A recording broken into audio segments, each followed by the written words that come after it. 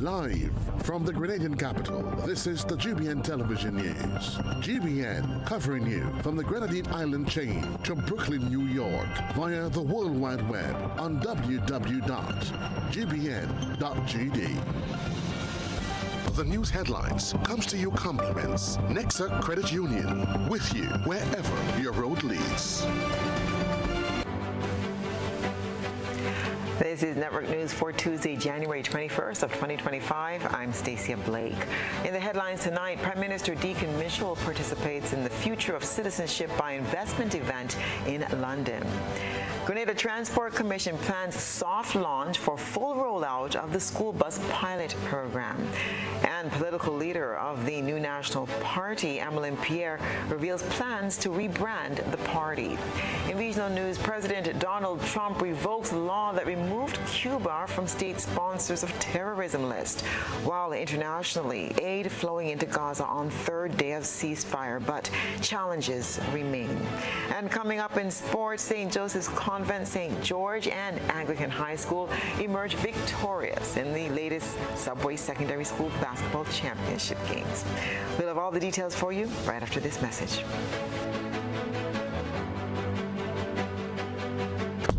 The first segment of the news comes to you compliments Soft Weave Bathroom Tissue. Have you heard about the new Soft Weave bathroom tissue with total hygiene? As hygiene and safety have taken center stage, our bathroom tissue is now manufactured with 3 different technologies to offer the best protection for you and your family. UVC light technology for a safe and effective disinfection process, eliminating 99.9% of microorganisms. Also, production at high temperatures, killing all types of germs and bacteria. And it's pH controlled with delicate fibers to prevent irritation for even sensitive skin. Soft Weave Total Hygiene Bathroom Tissue, available in supermarkets and shops island-wide. Visit Soft Weave Caribbean Facebook or Instagram pages for more information.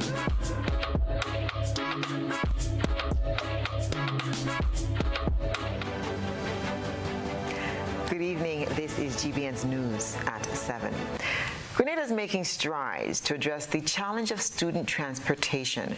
The school bus pilot program, targeting the parishes of St. David and St. George, aims to provide a safer and more efficient system for students. Rena Pierre-Thomas has a report that will tell us more about this initiative. On Monday evening, a key meeting was held at the Grenada Boys Secondary School, bringing together school principals, Parent-Teacher Association representatives, and parent representative from the selected schools in St. David and St. George. Hosted by the Grenada Transport Commission, the session focused on raising awareness about the upcoming school bus pilot program, gathering feedback, and evaluating its potential for success. CEO of the Grenada Transport Commission, David Bartholomew, explained why Monday's meeting was critical. The major stakeholders is the Ministry of Education, and by extension, the principals of the different schools. You have 10 schools, 5 in St. George's and 5 in St. David's, that are part of the program. We also had a representative of the Parent Teachers Association, which is absolutely critical, because we want to ensure that the parents play a critical role in this whole pilot project.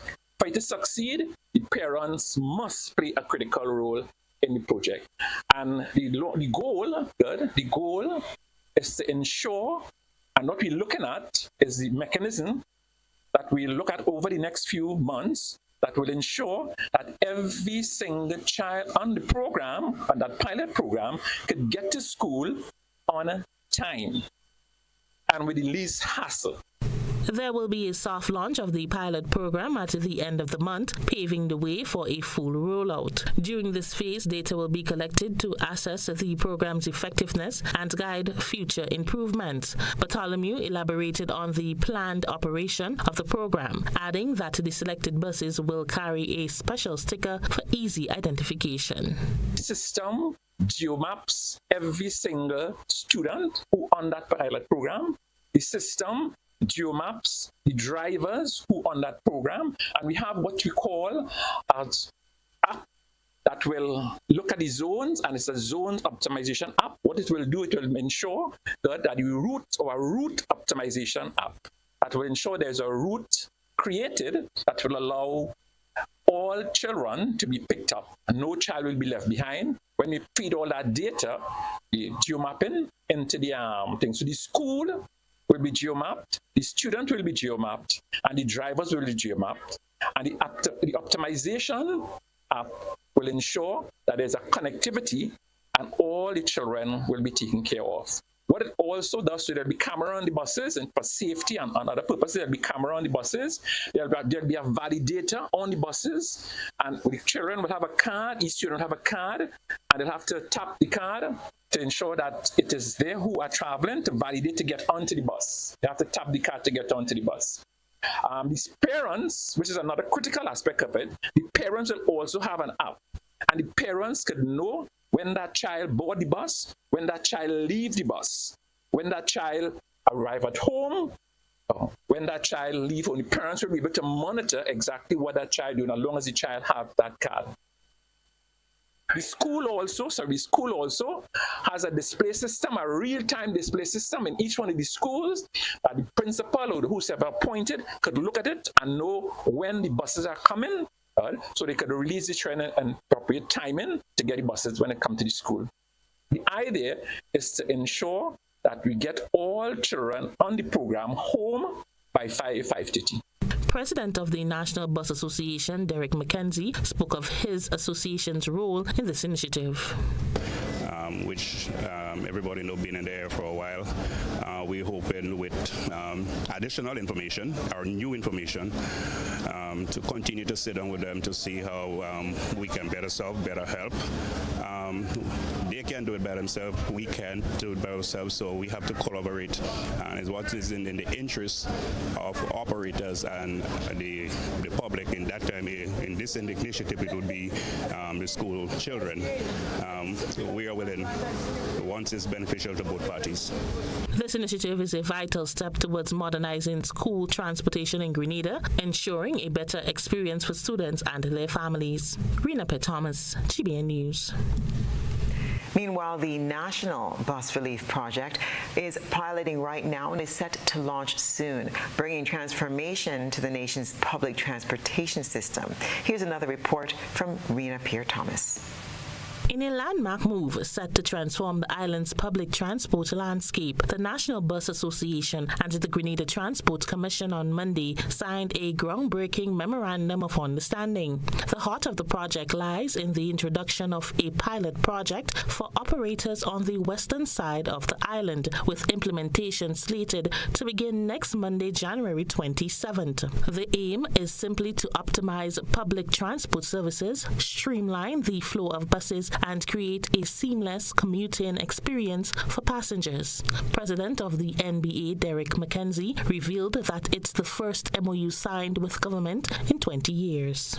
The whole idea behind it is to ease with the congestion that is built up on the western side. Hence the reason why it's called a Western Relief Initiative or pilot program. It's a pilot program.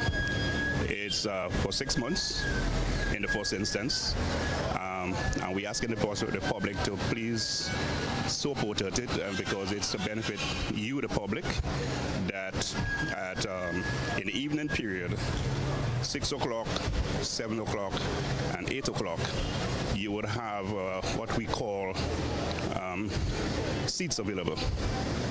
45 seats available on each hour. All right, so we would have buses that would arrive for 6 o'clock, arrive for 7 o'clock, and arrive for 8 o'clock. The NBA president voiced confidence in the project's potential, noting that this initiative offers a fresh perspective on long-term solution while addressing the immediate needs of the public transport sector. He hopes the project will be extended to other routes once successful. Bring confidence to the public, and we've been trying to do that to better the way that we serve the public and to create some discipline among our industry. Behaviors, habits, and customs are always had to change, and to encourage our operators that business can be as usual, that we have to adapt to the changes, and hence the reason why we partner with the Grenada Transport Commission and and the NBA, the National Bus Association, so that we can better, in our effort to better serve the public. CEO of the Grenada Transport Commission, David Bartholomew, emphasized the importance of this initiative. We recognize, as we all do in the country, that certain times in the evening there's a backup of passengers, and it's time we thought that we do look at some low-hanging fruit and do something to alleviate some of those the suffering, those waiting times. So what we put in place is a system where for 3 routes we have drivers at 6, 7, and 8 available to move out some of the crowds. And it's a 3 months, initially a 3 months pilot program where we'll collect all the data. If you have to extend it a further 3 months, we'll extend it when we got enough data to see how we can expand the program. Rena Thomas, GBN News. Emmeline Pierre, political leader of the main opposition New National Party, believes that the resignation of Peter David from the party will have no negative impact on the NNP, but instead will have some negative impact on the ruling National Democratic Congress. Sherry-Ann Blackman-Stephen has that story. Peter David, who was a candidate for the NDC in the 2003 general election, became the Member of Parliament for the town of St. George after winning his seat in that election. He was then a member of the opposition in the lower house of Parliament. The NDC won the 2008 general election, with David winning his seat and being appointed to the ministerial portfolio of Foreign Affairs and Tourism. However, in 2012, David, along with 11 other senior members of the NDC executive, were expelled during the party's convention.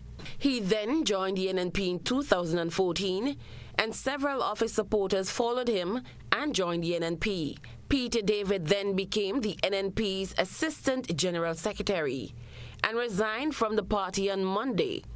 Prior to his resignation, Peter David was one of 2 candidates vying to become the NNP's new political leader, but withdrew hours before the December 15 convention, when the vote was held. In a news conference on Tuesday, Pierre, who was elected as political leader at the December convention, said David's resignation will not negatively affect the party, which celebrated its 40th anniversary last month. I feel firmly from my own personal assessment of this and from the feedback I've received thus far, I believe the NDC would be more impacted negatively by this than the New National Party. In a video message posted on his Facebook page and on YouTube on Monday, David said his decision to resign from the NNP is based on his observation that the party no longer stands for democratic principles and mutual respect. National Party. Regrettably, the direction of the New National Party is no longer an environment where democratic principles or mutual respect are upheld. It is no longer an environment in which I care to dedicate the rest of my days in politics or in life. It is no longer an environment of which I am proud to be a part.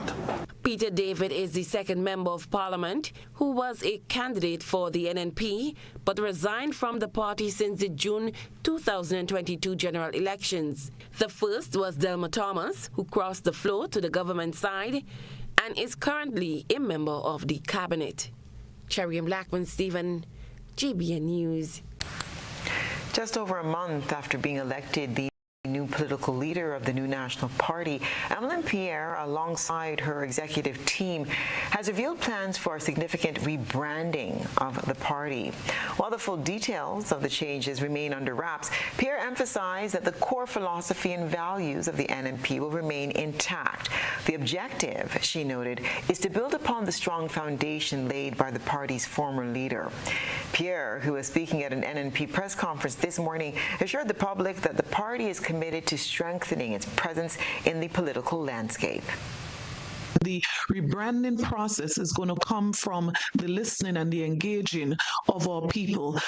As I said before, we want to ensure that we're inclusive, but we also responsive.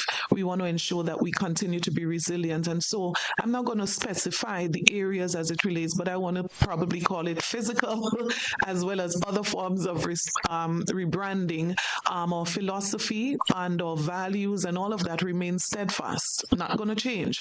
But there are ways that we can modernize. There are ways that we can make ourselves more appealing. There are ways, as Kalisha would have asked, that we can present our case to the Grenadian people, that they understand clearer, what is it that we intend to do for them and how we are intending to take this country forward. So the rebranding includes quite a number of areas, but of course, as time rolls on, we are going to share as we choose to, share what exactly is happening in that particular area. As the parliamentary representative for St. Andrew Southeast, Pierre highlighted the intention to roll out several initiatives that will start this process. The NNP has established 25 new committees, each working towards steering the party forward. In terms of the committees, just to give an idea, so we have women, we have youth, we have the young professionals, we have professional women, we have welfare, zonal committees, disciplinary committee, the NNP Institute, the diaspora. There are quite a number of committees. As I said, the strategic, quite a number of technical advisory, technical working, quite a number of committees, and I'm sure you don't have a lot of interest in those details. Meanwhile, Kate Lewis-Peters was forced to refute claims that the New National Party was hit with another resignation. She's assuring the Grenadian people that she remains fully committed to the NNP and its commission. Christina John reports. Kate Lewis-Peters, Member of Parliament for St. Andrew North East, has denied that she has resigned from the main opposition New National Party. It has come to my attention that there is a false post circulating on social media claiming that I have resigned from the New National Party. I want to make it abundantly clear that this is not true, she said via text when asked to confirm or deny the post which has been circulating on social media. I remain fully committed to the New National Party and its mission to serve the people of Grenada with integrity, vision, and purpose. Together, we are building a stronger future for our nation, and I am proud to be a part of this journey, the former youth minister said in her statement. In a news conference earlier today, Kitaka Mautu, NNP's public relations officer, also denied the claim, describing the social media post as propaganda and fake news. Oh, Linda, you get that question. Just one very important thing I need to do right now as my rapid response unit who's been monitoring social media just send me something very disturbing that I need to dispel immediately. So, as I just spoke about it, people who don't have the party or the nation's best interests at heart and is always sowing seeds of propaganda and fake news. Recently, I just saw resignation of Honorable Kate Lewis circulating using our official statement graphics circulating, and so my rapid response team sent this to me immediately, and they're like, hey, this needs to be announced, so I'm putting it out right now. That's absolutely false, absolutely fake. It's an illusion. It has no purpose other than to deceive the people of Grenada and to contribute to false narratives. So the Honorable Kate Lewis has not submitted any resignation to the New National Party. The resignation allegation came hours after Peter David, Member of Parliament for the town of St. George, resigned from the party. David, who has opted to continue to serve as the MP for the constituency, will be seen as an independent member in the lower house of Parliament. Christina John, GBN News. This is news at 7. Coming up, Prime Minister Deacon Mitchell participates in the Future of Citizenship by Investment event in London. Stay with us. At Ariza, we find ways to celebrate you. Little wins or bigger ones. Working hard and staying on track. Meet your need while saving for your dreams with our Chairs to You loan. Get up to $50,000, repayable in up to 10 years, and benefit from a lump sum saving when the loan is repaid. Live those dreams. Follow those steps. Take that leap of faith or invest in yourself. Make a toast. Lift a glass. Cheers to you. Join today and apply. Ariza Credit Union. Your financial freedom. Your future. Grenada is indeed beautiful and worth exploring. We firmly believe that you should be allowed to do so. Why not explore Grenada with James Services Corp Off-Road Tours? Whether you decide to explore Grenada with your family, spouse, or large group of friends, we are ready to welcome you. Our tours are guaranteed to leave you with wonderful memories of Grenada if you are visiting and excitement if you live here. Book a tour with us now by visiting our website www.jamessvcs.com. Call 1473-442-3769 or email info@jamessvcs.com. James Services Corp Off-Road Tours. I am Dennis James Williams, owner and director of James Services Corp. Looking forward to welcoming you to the beautiful island of Union to explore with James Services Corp Off-Road Tours. See you soon. Explore our beautiful island of Grenada from an angle that is unique and off-road, but equally fun. We are 100% family-friendly tours. Hi, I want $10 on Playway, $20 backup on Pick 3, and cash for each, please. Okay, are you adding multi-X to your bet? Yes, multi-X, all of them. Smart. Best value bet. Backup and multi-X. You cannot go wrong. Don't matter the bets, multi-X all of the daily games. With multi-X added, your winnings can be multiplied 3 times, 5 times, even 7 times. So make it a rule. Add multi-X to all your Playway, daily Pick 3, and daily cash for bets every day and for every drop, and watch your money grow. Available at stores and online. You heard it here. Multiply your winnings daily. Must be 18 or older to play. NLA, making your dreams come true.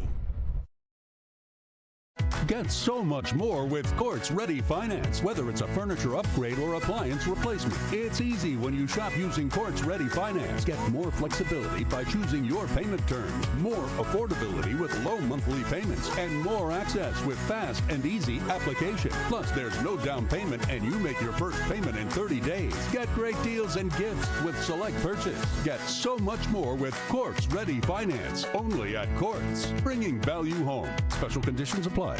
Merry Christmas. Merry Christmas.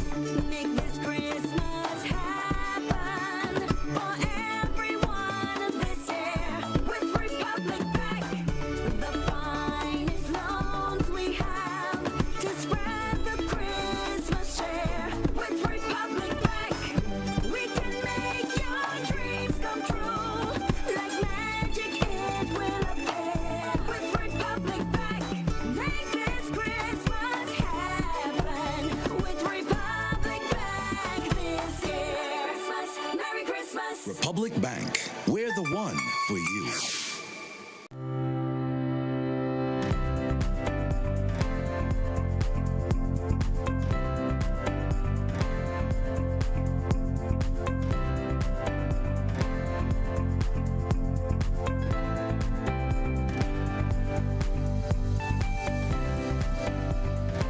Grenadians, the National Celebrations Committee invites you to celebrate the next 50, embracing a future of development, transformation, and unity as we ready ourselves to mark the Grenada's 51st anniversary of independence. On February 7th, 2025, activities include the Independence Monarch Competition semifinals, January 25th at Lassages Playing Field, with the final carded for Saturday, February 1st at the Sutters Bus Terminal.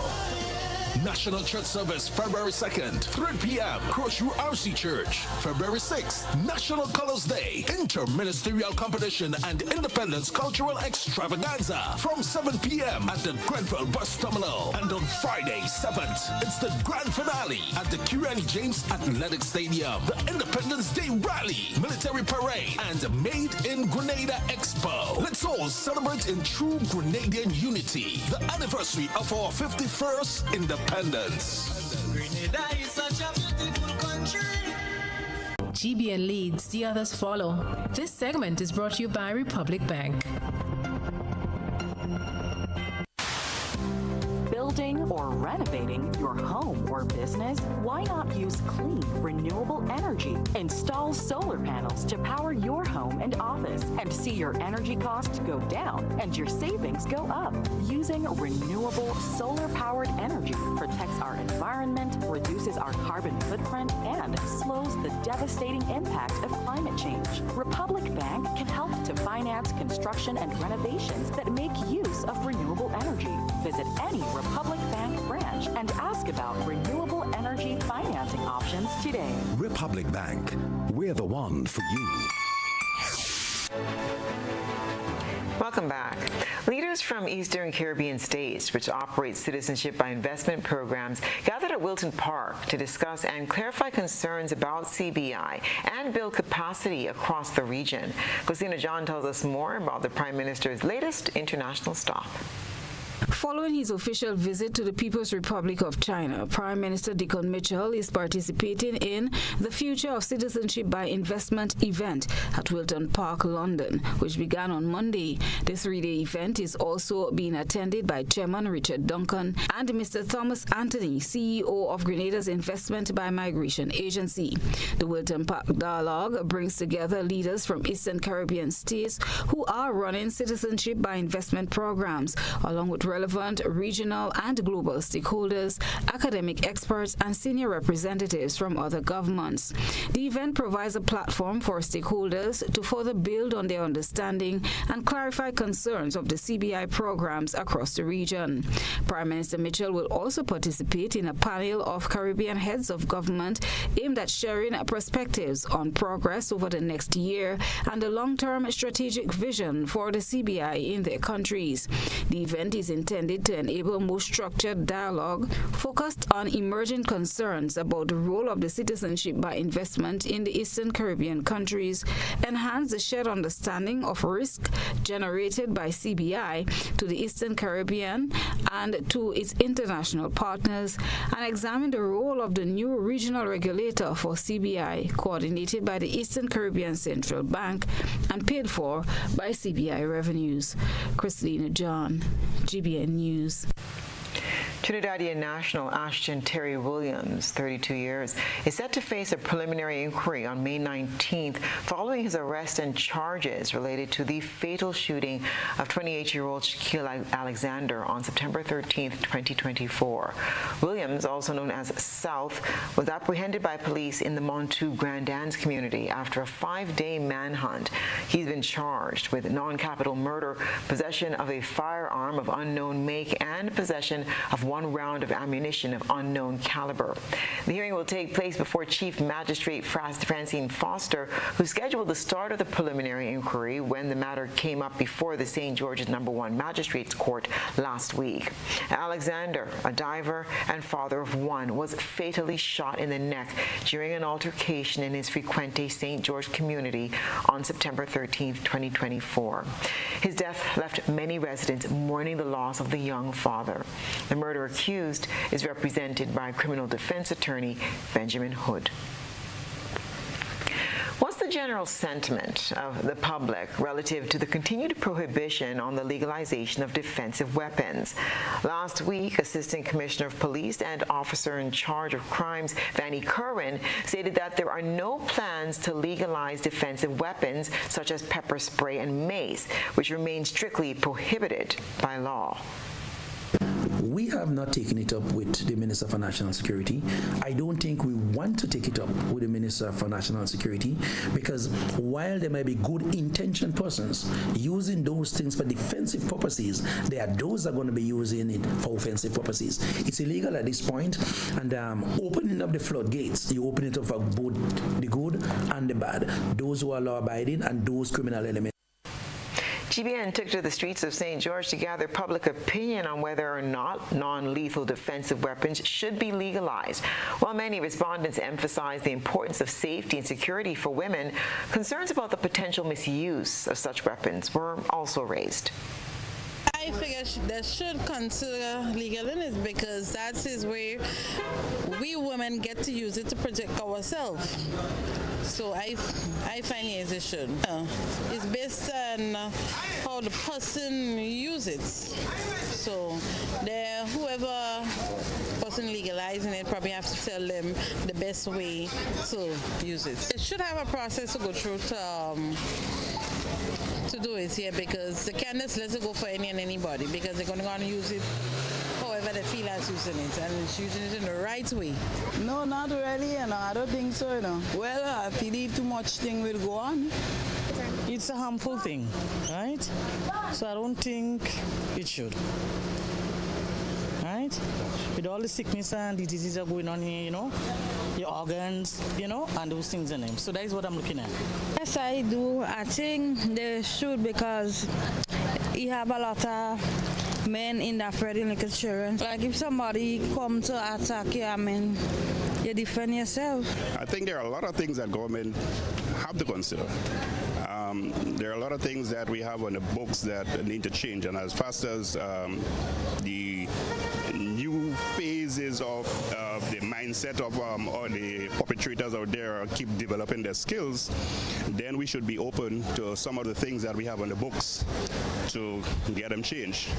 And yes, I certainly believe that the law should change that makes it legal for especially female to have what you call a pepper spray or these kind of spray that they can actually defend themselves. It's not something that's illegal that's going to kill somebody or something like that. So I would support that from my personal perspective. ACP Curran reiterated that given the current crime levels in Grenada, the Royal Grenada Police Force sees no need to regulate these types of defensive weapons. Barbados Prime Minister and CARICOM Chair Mia Moore-Motley wants the Caribbean, after formulating a strategy to tackle the escalating challenges of crime and violence in the region, to work on implementing the George Bridge Declaration.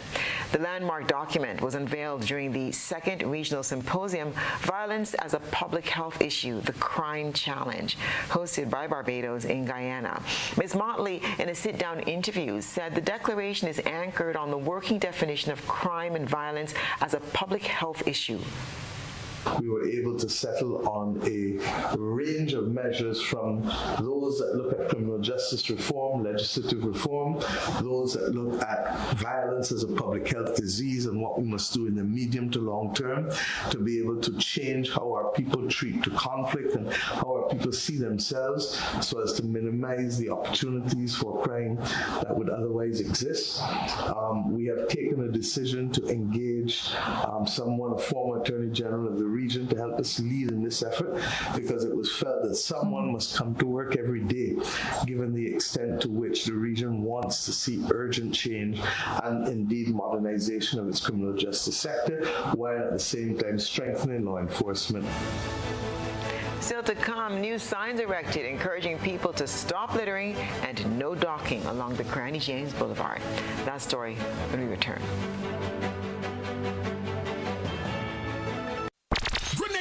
The first major bingo event of 2025 is happening on Sunday, February 2nd. Get ready as Megaforce Promotions presents the massive Appreciation Mega Bingo. Everyone's going to be heading to Monroach Plain Field from 5 p.m. for this one, because you can win up to $50,000 in cash. And hear this, the first 1,000 people to enter gets a complimentary drink. And that's not the best part. Tickets are only $40. Buy one and get one free. That's serious? Yes, Sunday, February 2nd, Megaforce is doing it big again with the massive Appreciation Mega Bingo. Testing. Oh, they could hear me from front.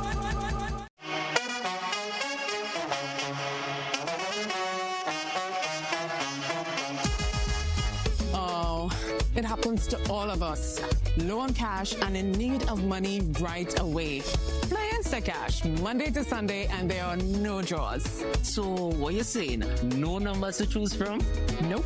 And no draw sessions to wait on? Nope. And we can play it anytime and any day? Yep, including Sundays. Instacash.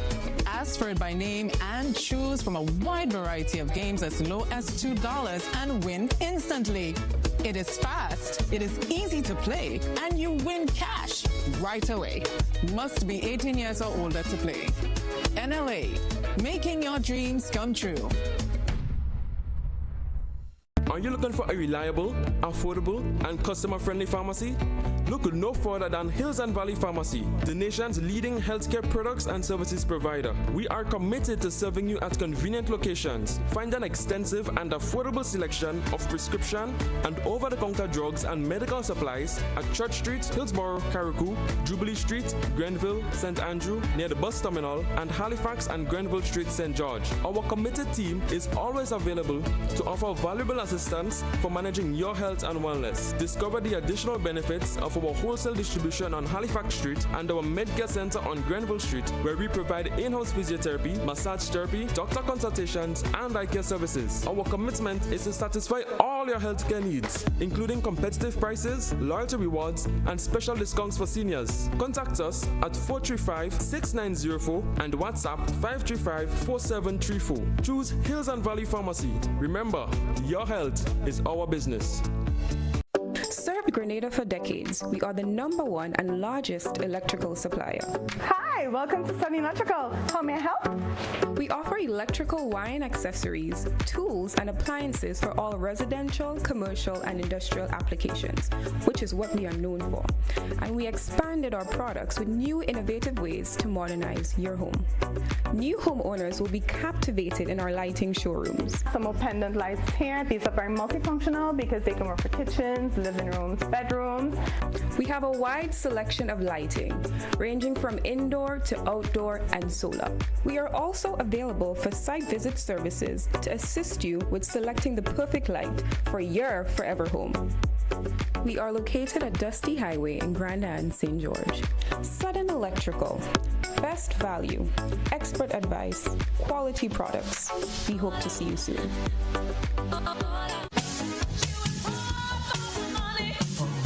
Level of convenience and comfort awaits you when you shop at Rise and Shine Supermarket and Hardware Supplies, Griffin Lane, Grenville. Convenient, because we are open Sunday to Sunday.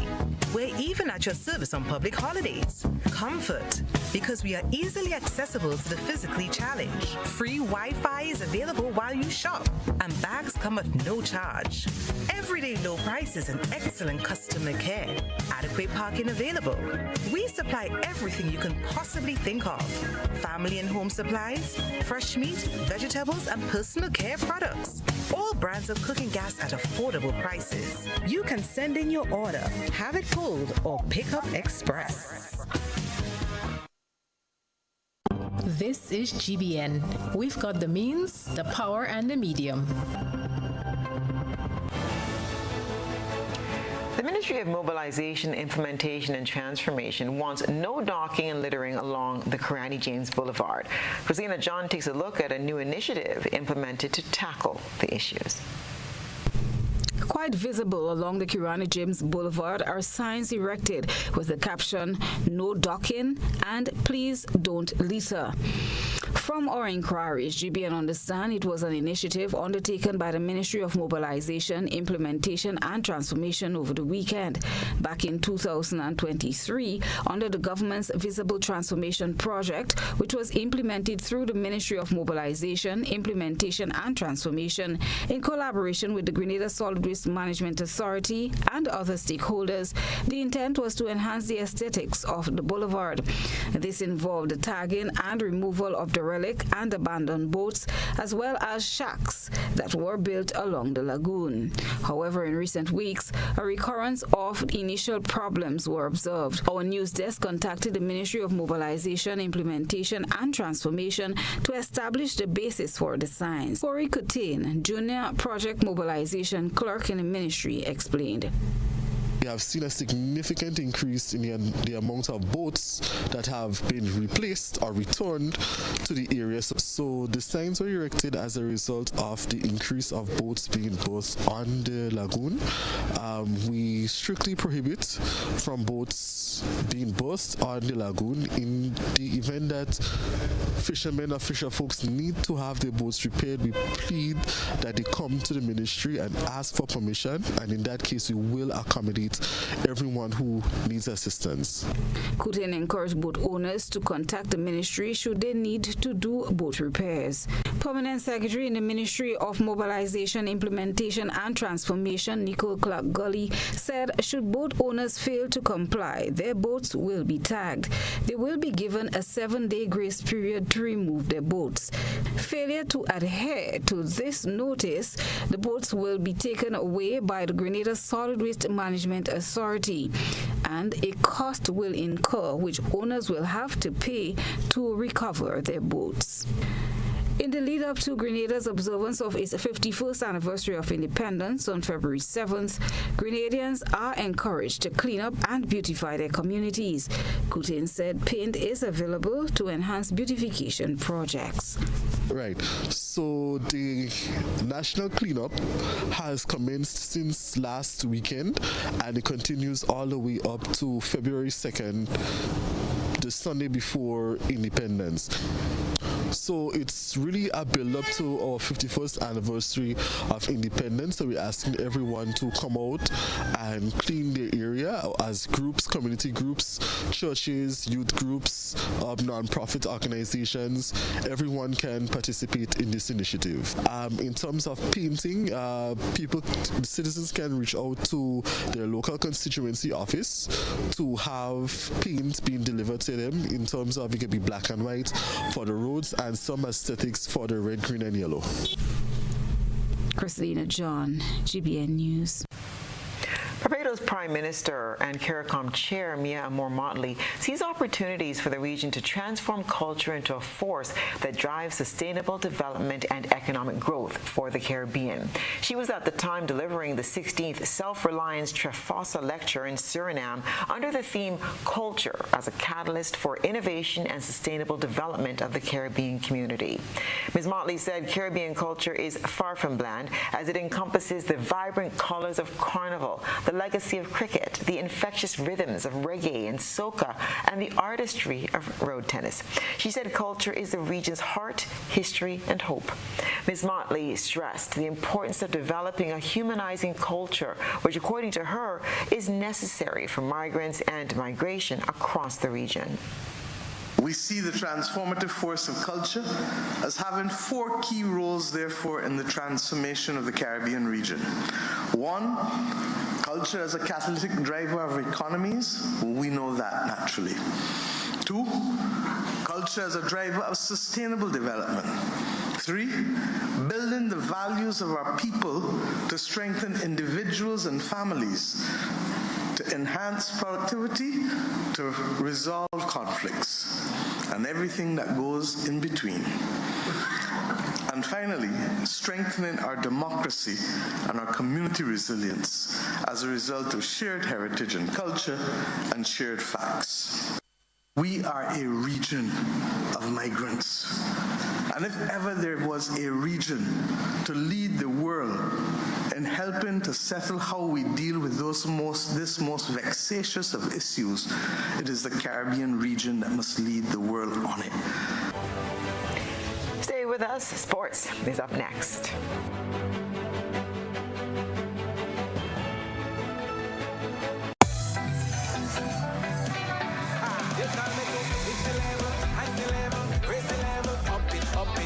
What if you had a choice? A choice of joining a line or a choice of making your purchases online? What would you choose? While you ponder on that, the National Lotteries Authority has provided another purchasing option. All their games are now available online. Yes, Grenadians, from wherever you are, purchase your favorite daily and jackpot-type games using any electronic device. Register on the NLA's website at www.nla.gd. Top up your account and enjoy online lottery gaming at your convenience. We're taking shopping comfort up, up, up several notches, but the choice is yours. Join a line or buy online. NLA, make your dreams come true.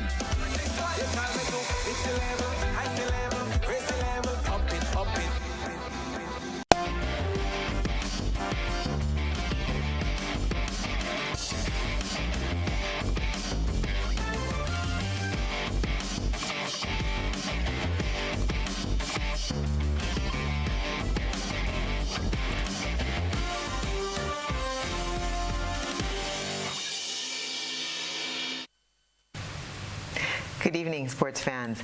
The Subway Secondary School Basketball Championships, female division, continued on Monday night with St. Joseph's Convent St. George emerging victorious with a 33-19 win over Wesley College. Leading the charge for St. Joseph's was Cassidy Ferre, who contributed 12 points, 3 rebounds, and 4 steals, while Anaya Redhead added 8 points, 6 rebounds, and 8 steals. For Wesley College, Kyla Catane and Shayna Brown each scored 8 points, with Catane adding 2 rebounds and 2 steals and Brown grabbing 3 rebounds. Cassidy Ferre was named Subway Player of the Game. In another match, Anglican High School dominated Happy Hill Secondary School with a 57-13 victory. Carneal Francis led the way for AHS with an impressive 31 points, while Azaria Stafford contributed 10 points. Darissa Wilkinson of Happy Hill scored 5 points. Carneal Francis was recognized as the Subway Player of the Game for his stellar performance. Moving now to cricket, as the higher-ranked one-day international side, West Indies women's captain Hayley Matthews wants them to dominate Bangladesh women in the ongoing series. The 6th-ranked Windies started with a commanding showing at Warner Park on their way to inflicting a ruthless 9-wicket victory over the 8th-ranked visitors in the opening match of the 3-match series on Sunday. After the match, Matthews was named player of the match after taking 2 wickets and scoring an unbeaten century in the win. Said she was pleased with the team's performance. Here are some highlights of her performance. And that prompts that shot. She's off the mark. In style is Nigar Sultana Jyoti. Wayward delivery and punished. Positive approach. In the air. Lucky, no one there. Should run away. It does. 4 runs from the bat of Sharmin Akhtar Shufta. Oh, opportunity. Seems to maybe jumped a little too early.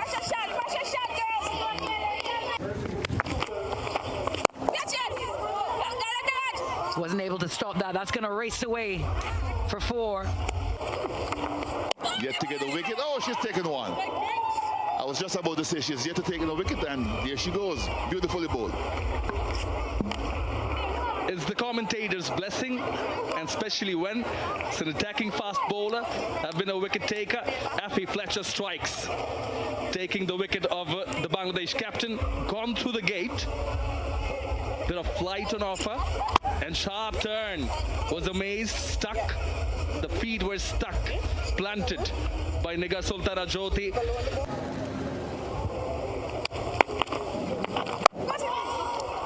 Nicely sliced off the back foot. That one's running away. Has played well. Does it have enough legs is the question. It does. It does. 4 runs. First boundary of the bat of Shubhana Mustari. So quite a few batters felt the pain. Holder. Hayley Matthews strikes and is the set batter in Sharmin Akhtar Shufta, who's been castled. A little bit more flight on that one from Hayley Matthews. What a wicket to get, what a time to get it. Just as she was thinking of upping the tempo, a little bit slower, still a lot of turn. Bangladesh will be happy to see that turn, but Hayley Matthews on this occasion coming up triumphant.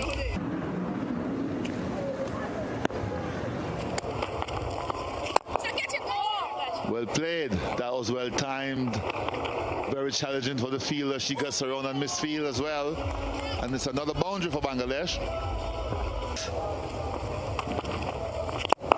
Goes for the stroke again. Gatchet is the call. Finds the gap again. Similar area. This time the fielder is not even a contender. Much more controlled boundary. To be actually, she goes using her feet this time again and hitting that well. Straight down the ground to bring up another boundary. Great use of the feet. It's a good shot. There's a fielder there. Oh! The second ODI began this afternoon. West Indies won the toss and chose to bowl. Meanwhile, ahead of the ODIs, all-arounder Deandra Doughton said they're entering this year's matches with a positive attitude.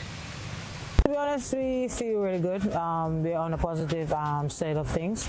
We're not going to underestimate Bangladesh, but we are willing to put in that hard work in terms of playing these 3 ODIs, because, I mean, like, they still do mean something to us, you know, and I think that starting off the year with a couple wins will be a good stepping stone going. Head coach Shane Dietz is hoping for a stellar year for the women's team. Yeah, it's going to be a really long and exciting year with a great opportunity with a fantastic World Cup in India at the end of it if we get the qualification series put to bed. And we've got a great tour against England and South Africa come here. So it's going to be a great year of playing some really good cricket against the best players in the world. And that's just opportunity to prove yourself to the world that you're a world-class cricketer. And that's what each individual want to do. And hopefully that will progress into franchise cricket and things in the future. And the girls can really make a good career out of cricket. So it's a good opportunity this year to set yourself up. And that's what's been happening in the world of sports.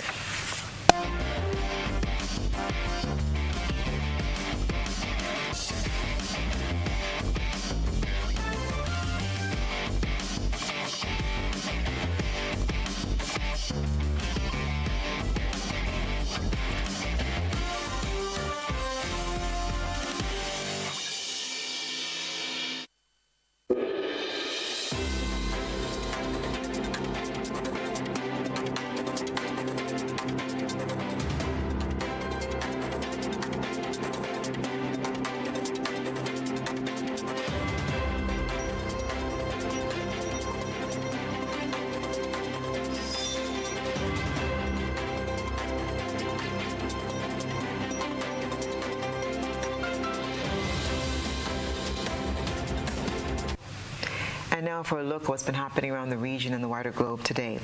In a swift policy reversal, President Donald Trump has signed an executive order to keep Cuba on the United States list of state sponsors of terrorism, undoing an 11th-hour decision made by his predecessor, Joe Biden. The move, announced just hours after Trump was sworn in as the 47th U.S. president on Monday, reinstates the designation that was first imposed during Trump's initial term. Cuba, which had welcomed its removal from the list under President Biden, sharply criticized the decision. Cuban President Miguel Diaz-Canel denounced the move, calling it, quote, an act of mockery and abuse, and expressing outrage over the continuation of what he described as hostile and unjust policies against the Caribbean nation. The decision marks a stark return to a hardline stance on Cuba, signaling a potential shift in USA and Cuba relations under Trump's second administration. The designation carries significant economic and diplomatic implications, including restrictions on trade, foreign aid, and financial transactions involving Cuba. Donald Trump has been sworn in as the 47th President of the United States, returning to the White House 4 years after his defeat. In his inaugural speech on Monday, the 78-year-old took an aggressive stance, using his platform in the Capitol Rotunda to criticize outgoing Democratic President Joe Biden. Trump vowed a, quote, revolution of common sense and condemned Biden's presidency. He signed multiple executive orders to reverse key Biden policies and pardoned around 1,500 individuals charged over the January 6th Capitol riot in 2021.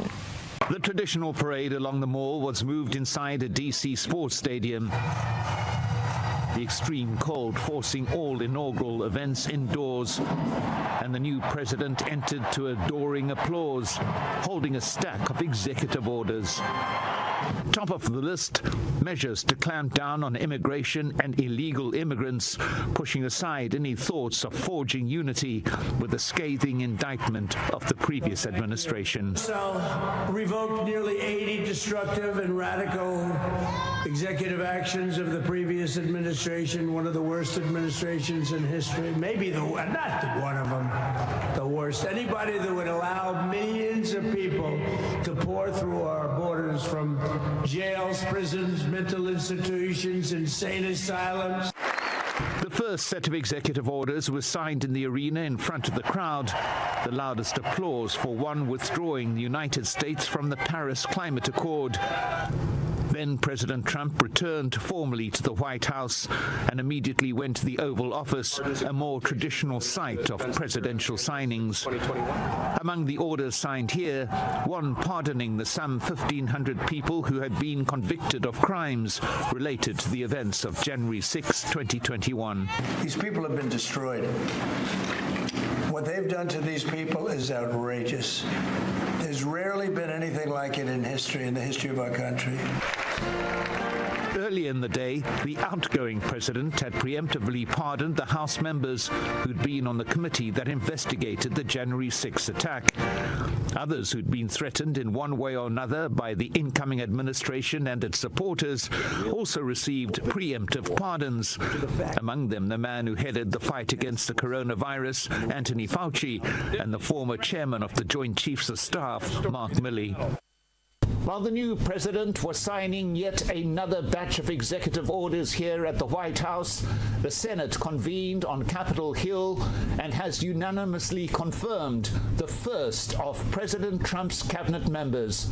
Marco Rubio has been confirmed as Secretary of State by 99 of the senators present. The day ended with a dance at the inaugural ball. This is one of the few traditions that survived the wave of change, marking the beginning of Donald Trump's second term. Mike Hanna, Al Jazeera, Washington. As the ceasefire holds in Gaza, trucks carrying desperately needed humanitarian aid are rolling into the Strip. They're entering through the Rafah crossing in the south. The UN says more than 1,900 trucks made their way into Gaza on Monday. The ceasefire agreement between Israel and Hamas allows at least 600 to enter the Strip daily. Here on Salah ad-Din Road, the arrival of 80 trucks is offering a glimmer of hope to the people of Gaza who have endured unimaginable suffering. Trucks unloading essential supplies, food, medical equipment, and other critical items that are urgently needed by thousands of displaced families. These 80 trucks have crossed into Gaza through the Israeli-controlled Karm Abu Salem crossing, marking a significant step forward in the ceasefire agreement. 1,000 trucks entered, but still the needs are huge. We are calling on to enter more and more aid to Gaza in order to alleviate the people suffering and to have proper sheltering to the people who are displaced, and we are waiting for the return of hundreds of thousands of people. Hospitals in particular are in desperate need of supplies, with doctors struggling to treat a rising number of patients, especially children. Hospitals were already suffering from the blockade imposed on Gaza and deliberate prevention of needed medical equipment. Our operating theatres are not equipped for the overwhelming influx of injuries. We have acute shortages. We were forced many times to conduct surgeries without anesthesia or pain medication. Gaza needs not only medical supplies, but whole hospitals need to be set up and well equipped. While the ceasefire has brought a pause in the violence, aid workers warn that the humanitarian situation remains critical. The blockade, compounded by the recent conflict, has left Gaza infrastructure in ruins, making it difficult to distribute aid to those in need. And that's what's been happening around our region and the wider globe today.